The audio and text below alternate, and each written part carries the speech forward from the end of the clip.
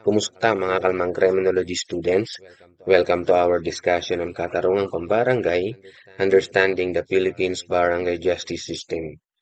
So this barangay justice system serves as the first line of defense in maintaining peace and order and promoting community-based conflict resolution.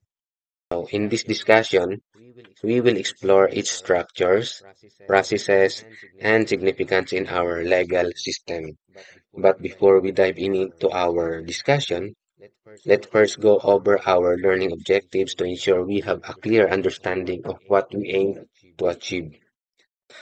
Learning objectives: by the end of this lesson, students should be able to first is understand the concept and yung purpose ng barangay justice system. Pangalawa, ma-identify nyo yung rules and responsibilities of the lupong tagapamayapa. The third is explain the history and evolution of the Katarungang Pambarangay. Pang-apat, mai-discuss nyo yung procedure and operation involved in amicable settlement.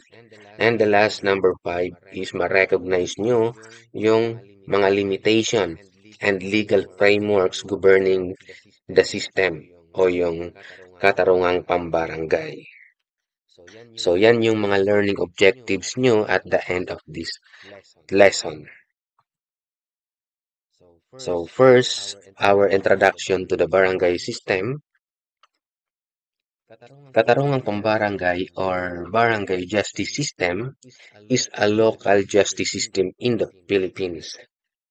So, ang Katarungang Pambarangay daw ay isang lokal na sistema ng justice o hustisya sa Pilipinas na naglalayong ayusin ang mga di pagkakaunawaan sa antas ng barangay. And operated by the barangay, yan yung smallest local government unit. So, ito daw is operated by the barangay. Yung barangay ay ang pinakamaliit na unit ng pamahalaan sa Pilipinas. Kaya dito unang dinadala ang mga kaso ng alitan o hindi pagkakaunawaan sa komunidad o sa community. Next is yung overseen the barangay captain and lupong tagapamayapa.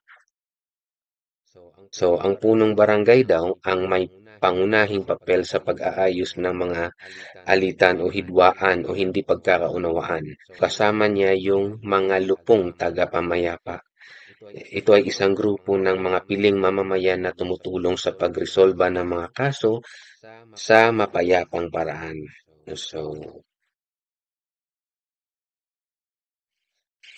and focuses on alternative community-based dispute resolution. Katuon daw sa alternatibong pagresolba ng mga alitan o hindi pagkakaunawaan sa isang komunidad o community. So dito sa halip daw na dumaan sa court, binibigyan daan muna ang pag-uusap or negotiation at yung pag-aayos ng problema sa antas pa lang ng barangay, doon pa lang sa level ng barangay. So yan yung introduction to the barangay justice system. Next is yung purpose of the Katarungang Pambarangay. Ang Katarungang Pambarangay daw ay may mahalagang layunin na nakakatulong sa pagpapanatili ng justice at kaayusan sa komunidad. So, ano ba yung mga purpose ng Katarungang Pambarangay? Una is decongest regular courts. Upang mabawasan daw yung mga kaso na nakatambak doon sa mga court natin. Ibig sabihin dahil sa Katarungang Pambarangay, maraming maliliit na kaso ang inaayos dito o dito sa barangay. Hindi na kailangan dalhin sa mga court natin sa Pilipinas. So, ibig sabihin nababawasan yung mga kasong na ipa-file doon sa court. Provide a compulsory mediation process at the village level. Lahat daw ng hindi malalaking kaso o yung mga maliliit lang na kaso ay kailangang dumaan muna sa barangay bago ito iakyat sa court.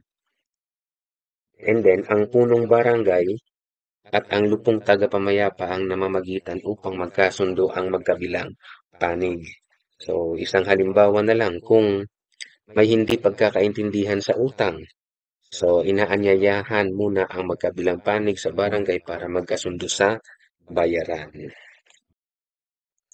And the third is offer a flexible and accessible justice system for the community. So, hindi na daw kailangan gumasto ng malaki sa lawyer o sa abogado o maghintay ng mahabang proseso sa court. So, dito pa lang sa katarungang pambarangay o dito pa lang sa barangay, naaayos na yung kanilang sigalot o yung hindi pagkakaunawaan o yung problema nila. At mas madaling lapitan yung barangay kaysa sa mga court natin dito sa Pilipinas. Siyempre, yung barangay malapit lang and then hindi ka na kailangan pang magpa-schedule. Anytime pwede kang pumunta. Kung ikaw ay may na-file na kaso, kung may na-file na complaint, anytime pwede kang mag-follow up sa barangay. Isang halimbawa, kung may issue sa pagitan ng dalawang residente property boundary, mas madali itong ayusin sa barangay kaysa dumaan sa legal na proseso o ipa-file doon sa court natin dito sa Pilipinas. So, yan yung purpose talaga ng katarungang pambarangay. First is yung decongestion regular courts, provide a compulsory mediation process at the village level, and the third is offer a flexible and accessible justice system for the community. History of barangay justice system. First is yung traditional system of resolving disputes at the barangay level. So dito sa traditional system of resolving dispute at the barangay level, bago pa man dumating ang mga dayuhang mananakop, ang mga ninuno natin ay may balangay o tinatawag natin ngayong barangay kung saan ang dato or pinuno ang namamagitan sa mga alitan sa kanilang komunidad o sa community. Next is yung established by the Presidential Decree number 1508 in 1978. Tagal na pala itong katarungang pambarangay.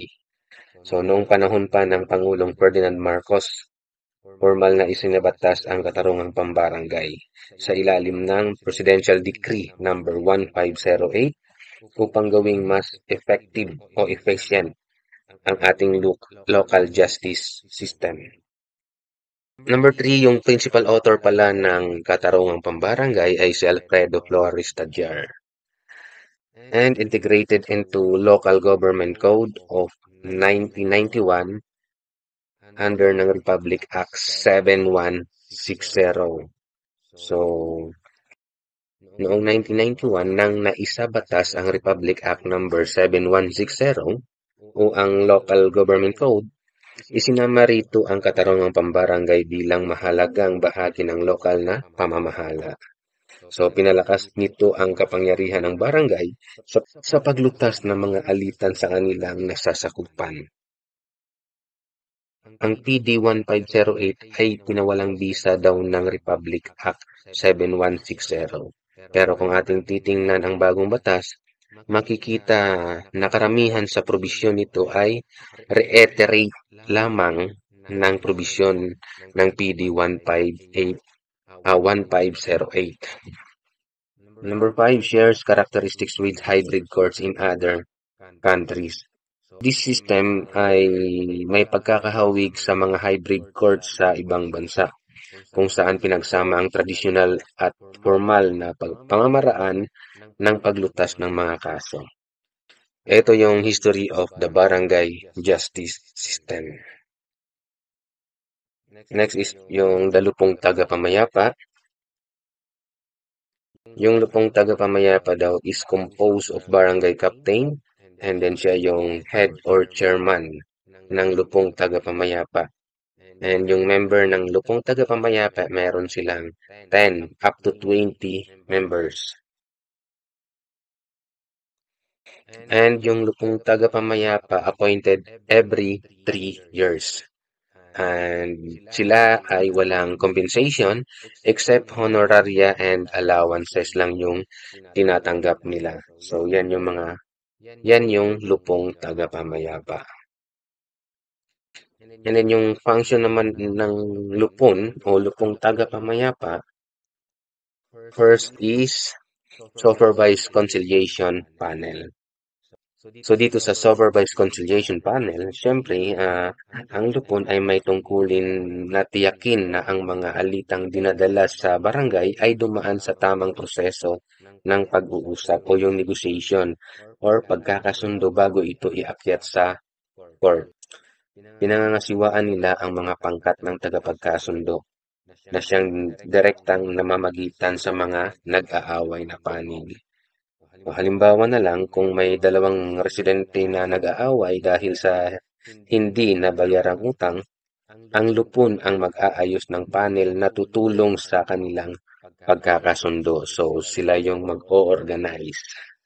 So yan yung under ng supervised conciliation panel, isa sa function ng lupon or lupong tagapamayapa.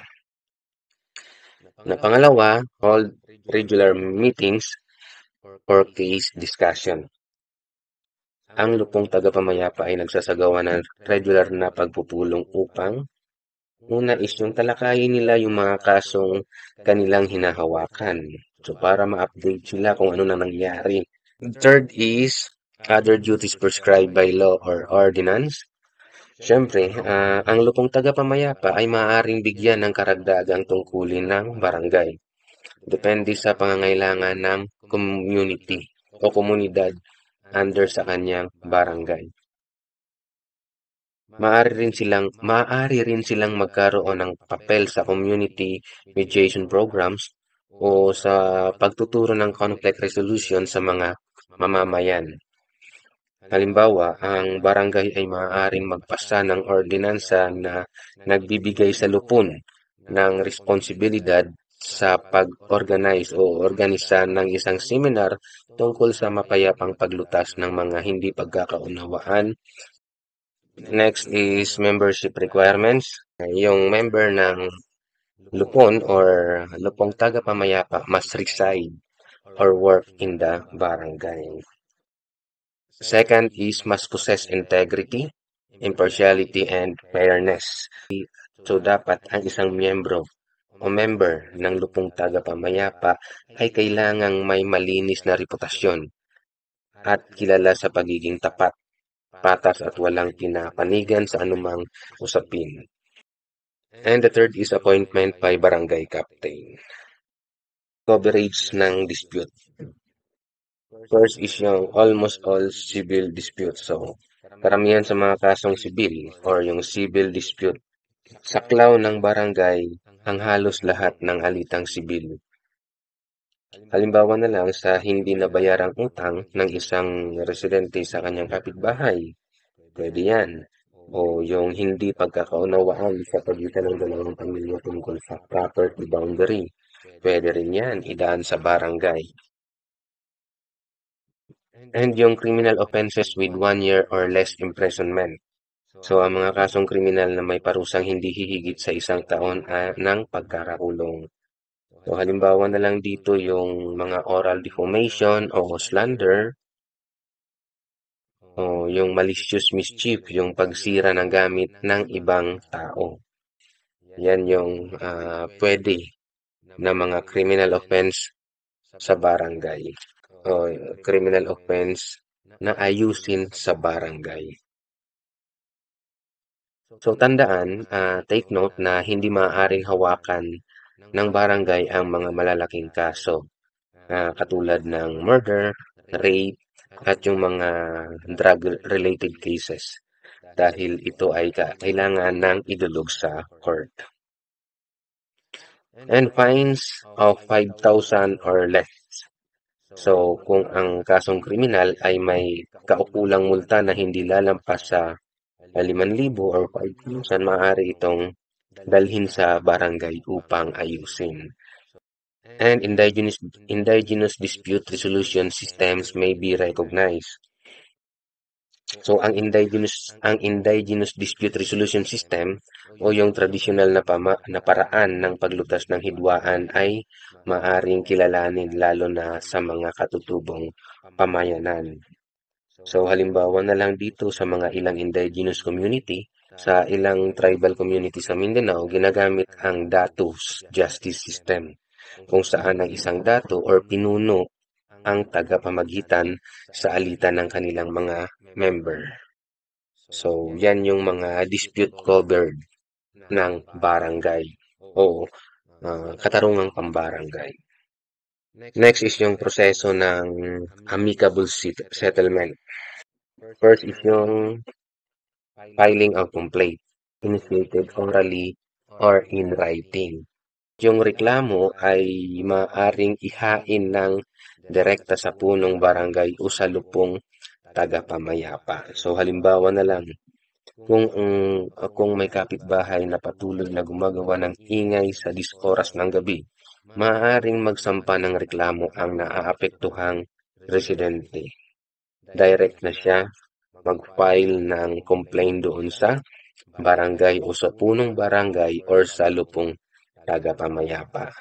So, yan yung first filing of complaint. Next, mediation by barangay captain. Sa loob ng 1 working days matapos matanggap ang reklamo, dapat subukan ng punong barangay na pag-ayusin ang magkabilang panig sa pamamagitan ng mediation. So dito sinusubukang ipaliwanag sa magkabilang panig ang kahalagahan ng pagkakasundo at paghahanap ng compromise agreement. Third is constitution of the pangkat if mediation fail. So kung hindi daw nagtagumpay ang punong barangay sa mediation, bubuuin ang isang pangkat ng tagapagkasundo na binubuo ng 3-member neutral na miyembro ng nagaling sa lupong tagapamayapa. So, ang pangkat ay magsasagawa ng mas formal na conciliation meeting upang subukang ayusin ang problema sa mas maayos na paraan. So, conciliation by pangkat, dito ang pangkat ay may 15 days upang lutasin ang kaso. Ngunit maaaring palawigin ng another 15 days kung kinakailangan. Ang parehong panig ay may pagkakataong ipaliwanag ang kanilang panig at ang pangkat ang magmumungkahi ng possible na kasunduan. So halimbawa kung may alitan tungkol sa boundary ng lupa, maaaring pumayag ang magkabilang panig sa isang kasunduan kung saan maglalagay ng malinaw na palatandaan sa kanilang sakop o boundary. Number 5, eto na yung pinakahuli, yung certification to file action. If no agreement reached, kung wala talagang agreement na nangyari. Kung walang naging kasunduan matapos ang proseso ng conciliation, bibigyan ng lupon o lupon ang nagrereklamo ng certificate to file o certification to file action na nagpapahintulot sa kanya na magsampa na siya ng kaso doon sa court. So, ipinapakita sa certificate to file action na sinubukan ng barangay na pag-ayusin ang dalawa, ngunit hindi nagtagumpay. Isang amicable settlement. So, first talaga is filing of complaint. Pwede siya orally or put in writing. And then after that, yung punong barangay o barangay captain o head ng lupong tagapamayapa, siya yung magmi-mediate sa both parties. And kapag hindi sila nagkasundo doon sa mediation ng barangay captain, magbubuo ngayon ng pangkat ng tagapagkasundo. Yung pangkat ng tagapagkasundo, sila yung magko-conciliate sa both parties within 15 days period. And then kung kinakailangan dagdagan, pwede siyang i-extend by another 15 days.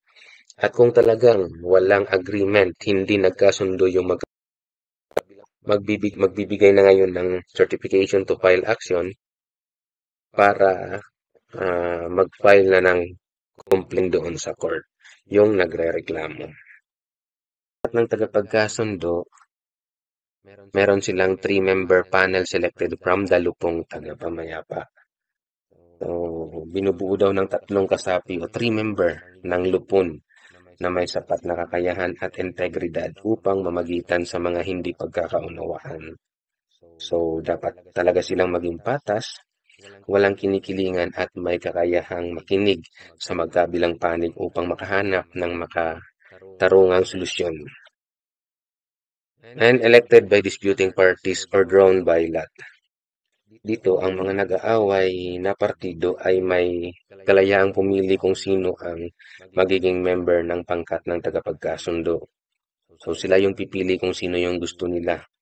And kung hindi sila magkasundo kung sino yung magiging member ng pangkat, ang punong barangay ang gagawa ng bunutan upang piliin ang mga kasapi ng pangkat ng tagapagkasundo.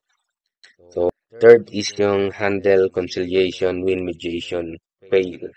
Kung hindi nagtagumpay ang punong barangay sa mediation, ang kaso ay ipapasa sa pangkat ng tagapagkasundo para mas malalim na conciliation. Next is yung legal advice and support. Provincial or municipal legal officer provide legal guidance and assistance in resolving questions of law.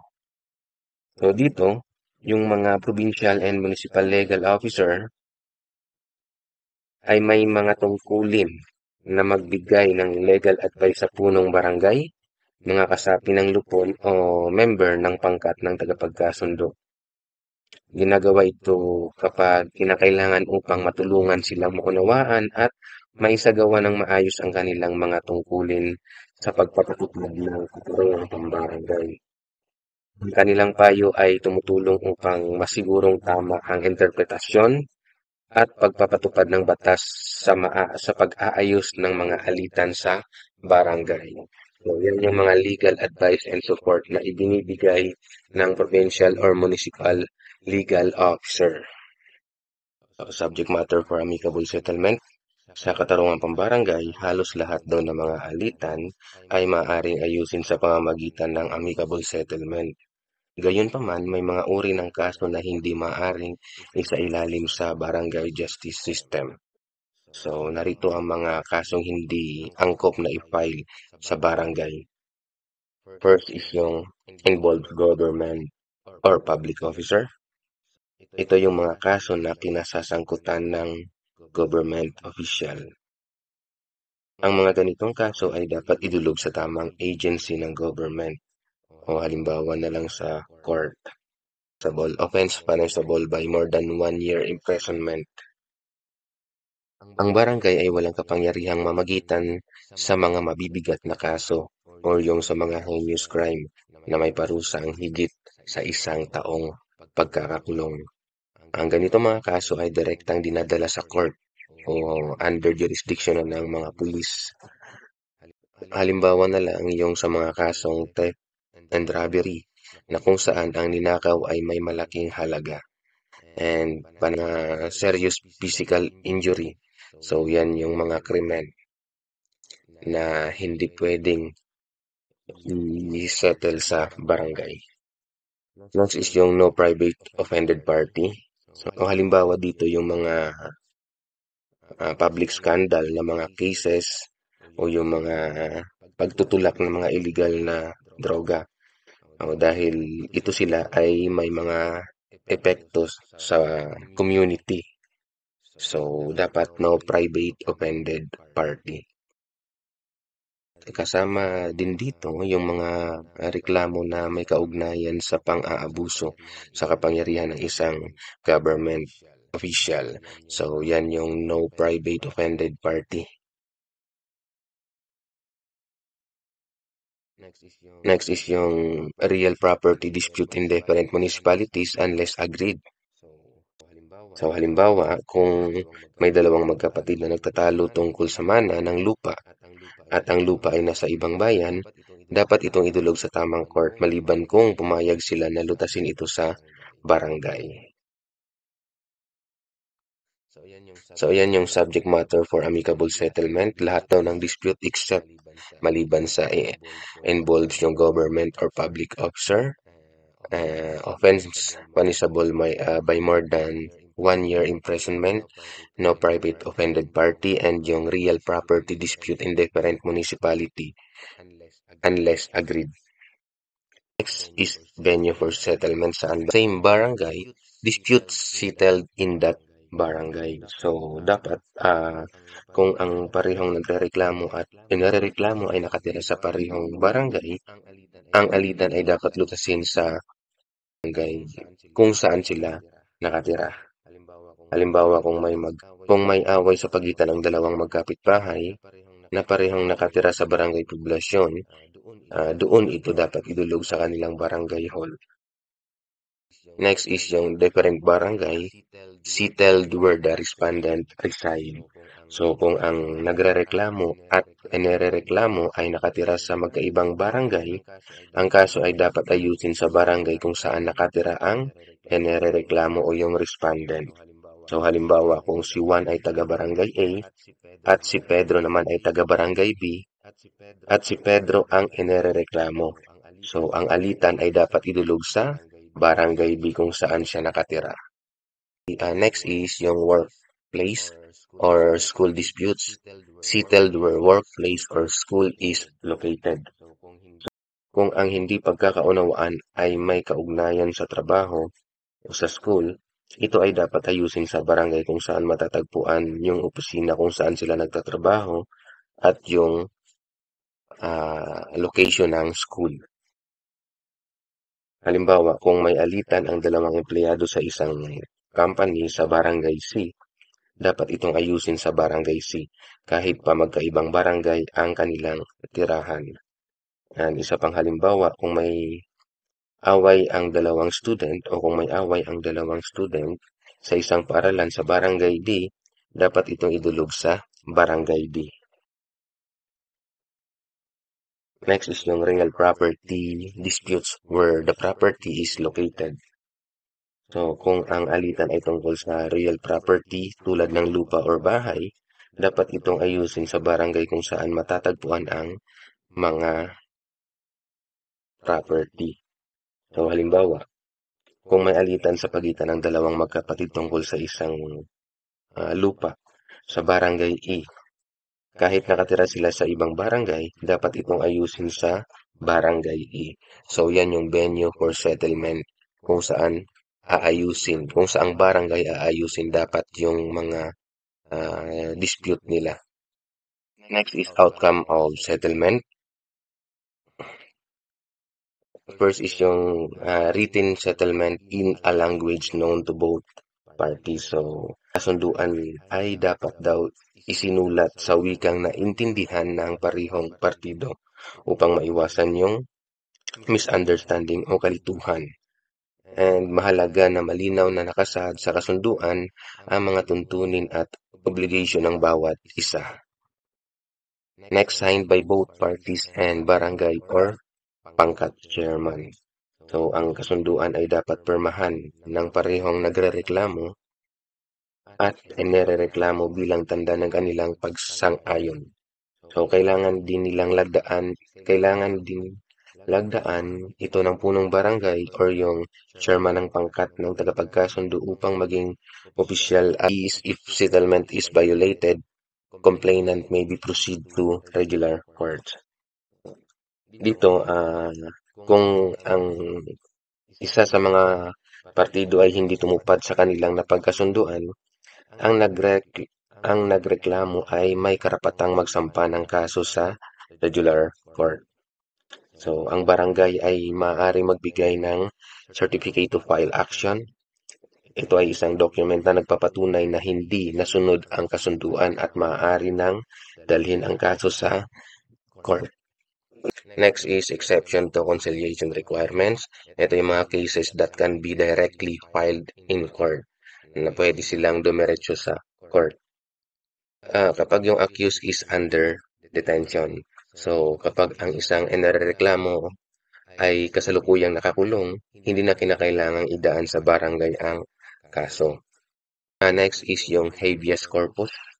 So, ang habeas corpus ay isang legal na proseso upang mapalaya ang isang tao na illegal na ikinulong o ikinulong ng walang sapat na dahilan. So, halimbawa yung nangyari kay PRRD.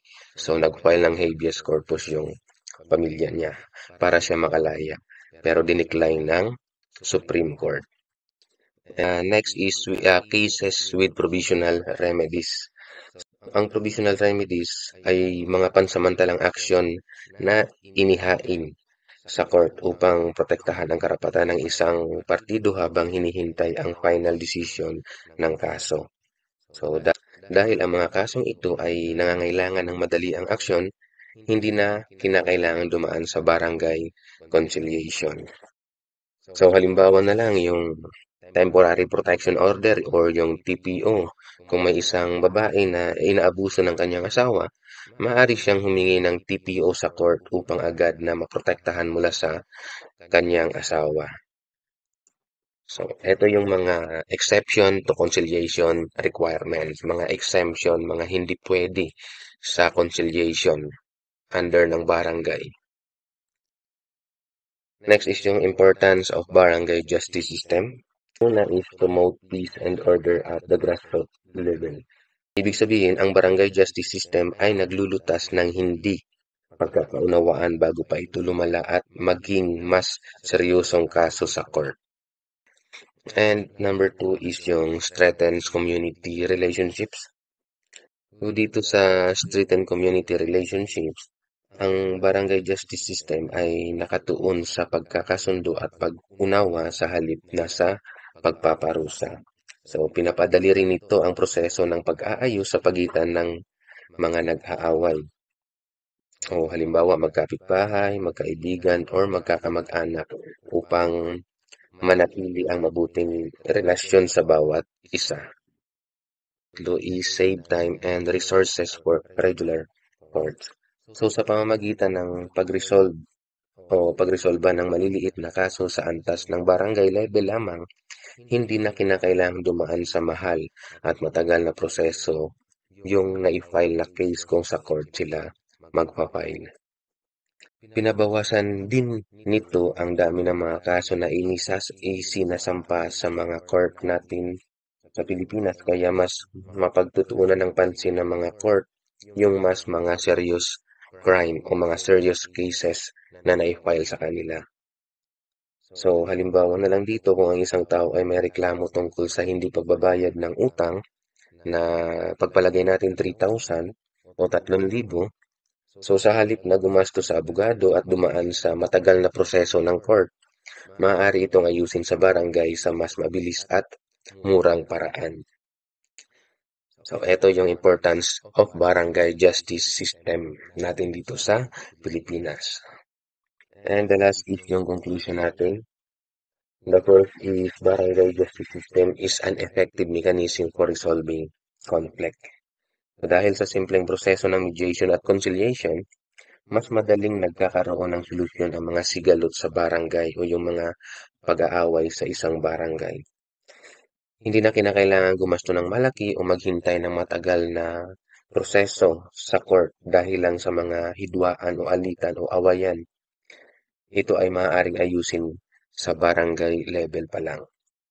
And encourage amicable settlement to avoid litigation.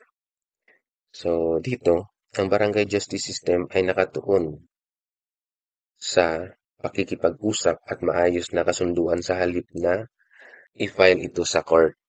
And the last is ensure justice and harmony within communities. So, sa pamamagitan ng sistemang ito, nagkakaroon ng patas at effective na paraan ng justice na madaling ma-access ng lahat.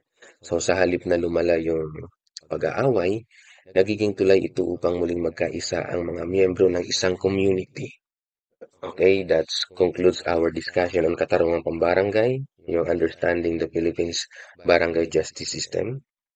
So, as a future criminologist, it is crucial to recognize the significance of this community-based justice system in maintaining peace, resolving conflicts, and promoting legal awareness at the grassroots level.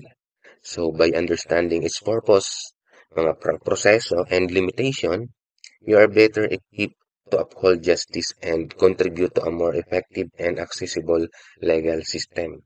So, I encourage you to apply what you have learned, whether in academic discussion, field training, or future careers in law enforcement. Keep striving for knowledge, uphold fairness, and always works towards a just and peaceful society. Thank you for your time and see you in our next discussion.